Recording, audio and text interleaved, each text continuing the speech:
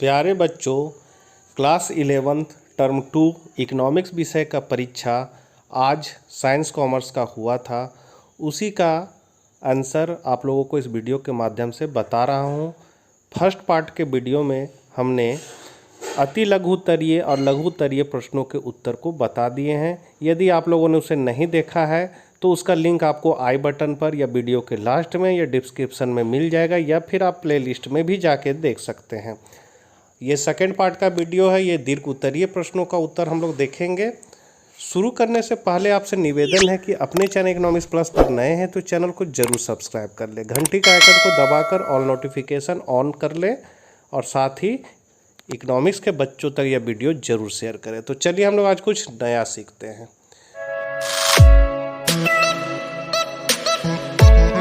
15 number question है, निम्नलिखित आंकड़ा से x तथा y के बीच सहसंबंध गुणांक की गणना कीजिए तथा परिणाम का निर्वाचन कीजिए। तो ये मॉडल क्वेश्चन में था, लेकिन इसमें डाटा चेंज है बच्चों, तो ये मॉडल क्वेश्चन से ही है। तो ये आर्ट्स वाले बच्चों के लिए इम्पोर्टेंट हो सकता है, इसलिए उसको आर्ट्स वाले बच्चे इसे ध्यान से देखें। इसमें हम लोग क्या करेंगे, x और y को पहले खड़ा करके लिख लिए यहाँ पर 18, 21, 22, 19 और 17। y को भी लिख लिए।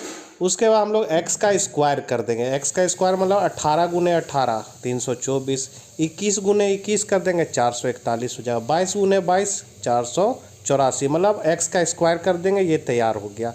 फिर y का स्क्वायर कर देंगे। y का स्क्वायर मतलब 14 गुने 14 करिए 196 आ जाएगा, 15 गुने 15 225, 18 गुने 18 324 आ जाएगा। तो इस तरह y स्क्वायर निकाल लेंगे। फिर x और y को गुना करेंगे तो ये एक्स वाई निकल जाएगा, मतलब 18 को 14 से गुना कर दीजिए 252, 21 को 15 से गुना कर दिए 315। इस तरह इसको गुना करेंगे, ये तैयार हो जाएगा। सबों को जोड़ देना है। इसको जोड़ेंगे तो सिग्मा एक्स वाई निकल गया मेरा 1728, सिग्मा वाई स्क्वायर निकल गया 1314। इस तरह निकल गया। अब ये है आपका फॉर्मूला, ये फॉर्मूला में बैठा देना है।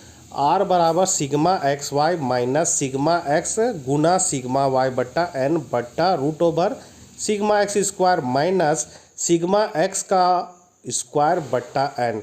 पूरा हॉल नहीं है बच्चों, केवल सिग्मा एक्स का स्क्वायर है। उसी तरह यहाँ सिग्मा वाई का स्क्वायर माइनस सिग्मा वाई का स्क्वायर बट्टा एन करेंगे। अब यहाँ ये फॉर्मूला पर ये टेबल से देख देख के मान को बैठाएंगे। सिग्मा एक्स वाई कितना है तो देखिए सिग्मा एक्स वाई कहाँ है, ये रहा मेरा सिग्मा एक्स वाई जोड़ के 1728। तो सिग्मा एक्स वाई जो है यहाँ पर इसके जगह 1728 लिख दिए, माइनस का माइनस लिख दिए। सिग्मा एक्स है, सिग्मा एक्स मेरा कितना है तो सिग्मा एक्स 117 है, लिख दिए। ब्रैकेट मतलब गुना होता है बच्चों, और सिग्मा वाई है उसका, तो सिग्मा वाई कितना 88, गुना में 88 लिख दिए बट्टा एन। एन हो गया मेरा पदों की संख्या कितनी है तो गिन लीजिए इसको, 1 2 3 4 5 6, तो एन हो गया मेरा 6। एन के जगह पर 6 लिख दिए। अब यहाँ पर है सिग्मा एक्स स्क्वायर, तो सिग्मा एक्स स्क्वायर आप लोग देख सकते हैं 2299 है, तो इसके जगह 2299 हो गया, माइनस का माइनस। सिग्मा एक्स कितना है 117, तो 117 का स्क्वायर करेंगे और बट्टा एन में 6 लिख देंगे। फिर सिग्मा वाई स्क्वायर कितना है तो 1314, तो 1314 हो गया, माइनस सिग्मा वाई का स्क्वायर है, तो सिग्मा वाई है मेरा 88, तो 88 का स्क्वायर बट्टा 6 कर दिए। अब इसको इससे गुना करेंगे तो आ जाएगा बच्चों 10,296 बट्टा 6 कर दिए, और यहाँ पर इसका स्क्वायर करेंगे तो आ जाएगा 13,679 बट्टा 6 लिखे हैं। इसका स्क्वायर करेंगे मतलब 88 गुने 88 तो आ जाएगा 7,744, यहाँ लिख दिए तोड़ के। उसके बाद 6 से इसको भागा लगा देंगे तो आ जाएगा मेरा 1716, और इसको इससे 6 से भागा लगाएंगे तो मेरा आ जाएगा 2281.5, और इसको इसमें भागा लगा जाएंगे तो आ जाएगा 1290.66। अब यहाँ पर क्या करेंगे, इसको इसमें माइनस कर देंगे तो 12 आ जाएगा, इसको इससे माइनस करेंगे तो 17.5 आएगा, इसको इसमें माइनस करेंगे तो 23.34 आ जाएगा। यहाँ पर क्या करेंगे, इसका वर्गमूल निकालेंगे। 17.5 का वर्गमूल हो जाता है 4.18, और 23.34 का वर्गमूल हो जाएगा 4.83, और चूंकि ये इससे गुना में तो ब्रैकेट में रखेंगे, फिर इसको इससे गुना कर देंगे तो इतना आ जाएगा, ऊपर 12 है। अब इसको इसमें भागा लगा देंगे तो मेरा आ जाएगा 0.59, तो यह मध्यम परिमाणीय सहसंबंध कहलाएगा। 16 नंबर क्वेश्चन है, निम्नलिखित आंकड़ा से समांतर माध्य की गणना कीजिए। तो यहाँ टेबल दिया हुआ वर्ग अंतराल को हम लोग CI मानेंगे, मतलब क्लास इंटरवल, और बारंबारता को F मान लिए। यहाँ पर इसको हम लोग खड़ा करके लिख दिए हैं। देखिए 0 से 10, 10 से 20, 20 से 30, 30 से 40 है। तो यहाँ पर हम लोगों ने लिख दिया है 0 से 10, 10 से 20, 20 से 30, 30 से 40, F को 4, 6, 7, 3 लिख दिए। उसके बाद हम लोग को इसमें क्या करना है, मध्य बिंदु निकालना है। मध्य बिंदु कैसे निकलेगा, तो 0 और 10 को जोड़ देंगे तो कितना आ जाएगा 10, और 10 को 2 से भागा लगा देंगे तो कितना आ जाएगा 5। फिर यहाँ पर 10 और 20 को जोड़ देंगे तो जोड़ने पर कितना आ जाएगा 30, 30 को 2 से भागा लगा देंगे तो आ जाएगा 15। मतलब मिड वैल्यू का फॉर्मूला है, मिड वैल्यू बराबर हो जाएगा L1 प्लस L2 बट्टा 2। मतलब ये जो 20 है वो L1 कहलाएगा, 30 है सो L2 कहलाएगा, दोनों को जोड़ के 2 से भागा लगा देंगे। तो यहाँ पर आपका हो जाएगा 20 और 30 को जोड़ देंगे, 2 से भागा लगाएंगे तो 25 हो जाएगा। इस तरह मिड वैल्यू निकल गया। अब ये मिड वैल्यू मतलब मध्य बिंदु से हम लोग कोई संख्या अपने से उठा लेंगे, इसको हम लोग कहेंगे काल्पनिक माध्य। तो इसमें हम 5 को माने हैं, एज्यूमिन कितना माने 5, मतलब काल्पनिक माध्य मेरा 5 है। तो अब ये 5 में ये 5 को घटा देंगे 0, 15 में 5 को घटा देंगे 10, 25 में 5 को घटा देंगे 20, 35 में 5 को घटा देंगे 30। आप लोग 15 को भी यहाँ मान सकते हैं, तो फिर 5 में 15 घटाना पड़ेगा, 15 में फिर 15 घटेगा। इस तरह हमने 5 माना है, आप लोग जो भी इससे अंक को मान सकते हैं। ये जो एज्यूमिन निकाले घटा के ये dx मेरा निकला। अब क्या करेंगे, इसमें देखेंगे यहाँ अंतर कितना का जा रहा है। अंतर कैसे पता करेंगे, तो अंतर पता करने का फॉर्मूला है L2 माइनस L1, मतलब बाद वाला नंबर को शुरू वाला नंबर से घटा देना। मतलब 20 माइनस 10 तो कितना आ जाएगा बच्चों 10, या फिर 30 माइनस 20, इस नंबर को घटा रहे 30 माइनस 20 करेंगे तो भी 10 आएगा। इसका मतलब है कि 10-10 का अंतर जा रहा है। तो यहाँ I बराबर 10 हो जाएगा। अब इस 10 से इसमें सब में भाग लगा देंगे, तो 10 को 0 में भागा लगाएंगे तो 0 हो जाएगा, 10 को 10 में भागा लगाएंगे तो 1 हो जाएगा, 10 को 20 में भागा लगाएंगे तो 2 हो जाएगा, और 10 को 30 में भागा लगाएंगे तो 3 हो जाएगा। ये जो मेरा निकलेगा वो dx डैश कहलाएगा। x के ऊपर 1 लगा देंगे तो dx डैश हो गया। अब f और इस dx डैश को गुना करेंगे तो f dx डैश हो जाएगा। मतलब 4 गुने 0 0, 6 गुना 1 6, 7 दूनी 14, 3 तिया 9, इसको जोड़ देंगे, इसको जोड़ देंगे, इसको जोड़ने पर मेरा 29 आया, इसको जोड़ने पर 20 आया। इसका फॉर्मूला होता है माध्य बराबर, मतलब x बार बराबर a plus sigma f dx dash बट्टा सिग्मा f इंटू आई। ए का मान हम लोग 5 माने थे, मतलब काल्पनिक माध्य हम लोगों ने कितना माना था 5, आई मेरा 10 है तो ए है, यहाँ ए के जगह 5 बैठा दिए, plus sigma F D S dash कितना आया है तो 29 आया है, सिग्मा एफ कितना है 20 आया है, बैठा दिए। आई कितना है तो आई हम लोगों ने 10 लिया था तो 10 हो गया आई।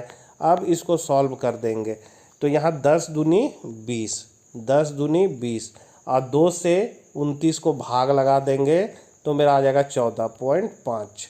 तो 14.5 में ये 5 और 14 इसको भागा लगाने से कितना आया 14.5, दोनों को जोड़ देंगे तो मेरा आ जाएगा 19.5। ये मेरा माध्य निकल गया।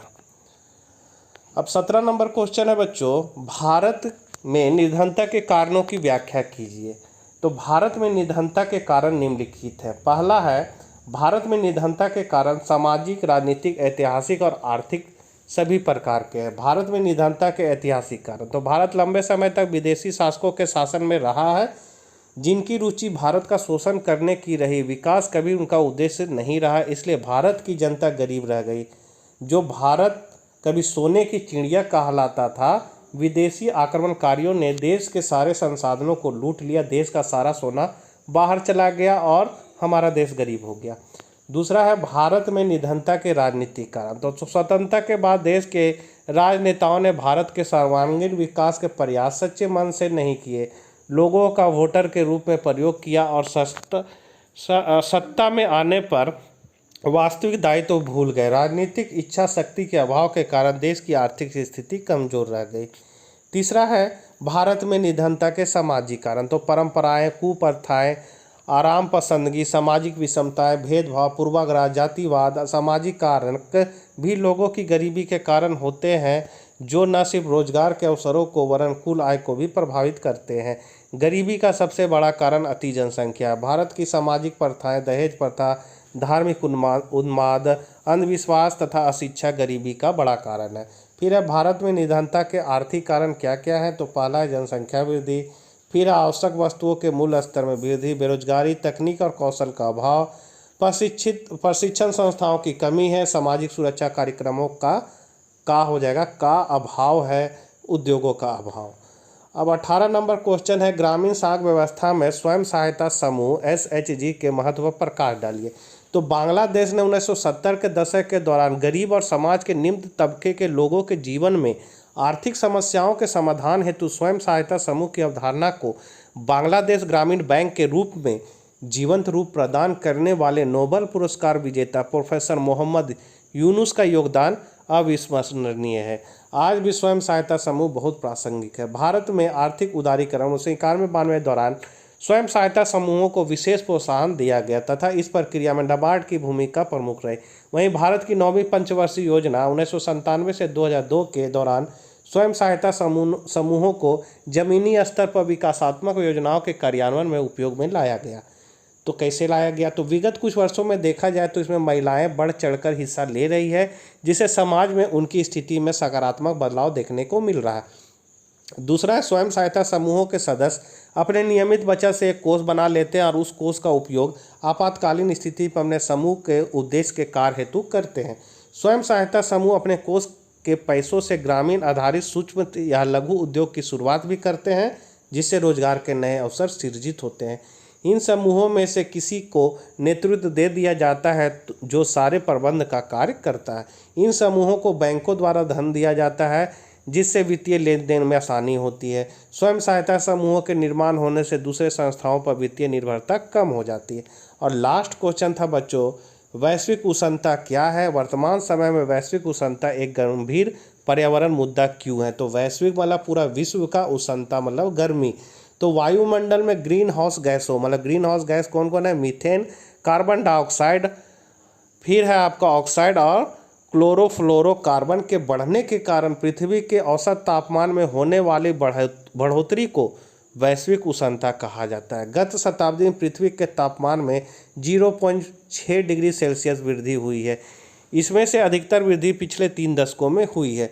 वैज्ञानिकों का मानना है कि तापमान में इस वृद्धि से पर्यावरण में हानिकारक परिवर्तन होते हैं, जिसके फलस्वरूप विचित्र जलवायु परिवर्तन होते हैं, जिसके फलस्वरूप ध्रुवीय हिम टोपियों और अन्य जगहों जैसे हिमालय की हिम चोटियों का पिघलना बढ़ जाता है। कई वर्षों बाद इससे समुद्र तल का स्तर बढ़ेगा, जो कई समुद्र तटीय क्षेत्रों को जलमग्न कर देगा।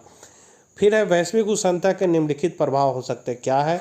तो अन्न उत्पादन कम हो जाएगा। भारत में होने वाली मौसमी वर्षा पूर्ण रूप से बंद हो सकती है। मरुभूमि का क्षेत्र बढ़ सकता है। 1/3 वैश्विक वन समाप्त हो सकते हैं। भीषण आंधी, चक्रवात तथा बाढ़ की संभावना बढ़ जाएगी।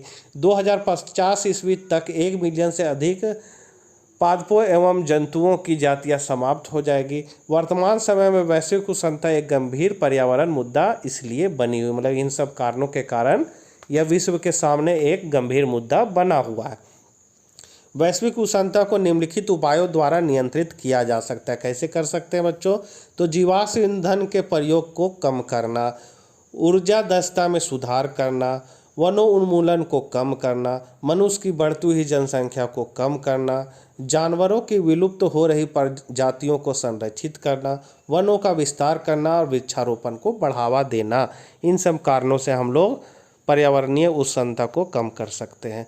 तो बच्चों ये था कंप्लीट आंसर। आप लोगों ने उम्मीद करते हैं आप लोगों ने अच्छा एग्जाम दिया होगा। आप लोग एक बार मिलान कर लीजिए और आर्ट्स वाले बच्चे इसे पूरा वीडियो ध्यान से देखिए, इसमें से भी आप लोग का कोई क्वेश्चन आ सकता है। और मैथ का जहाँ तक बात है तो मैथ का पैटर्न यही रहेगा, इससे आपका आ सकता है क्वेश्चन। तो मिलते हैं नेक्स्ट वीडियो में, तब तक के लिए आज्ञा दीजिए, बाय बाय।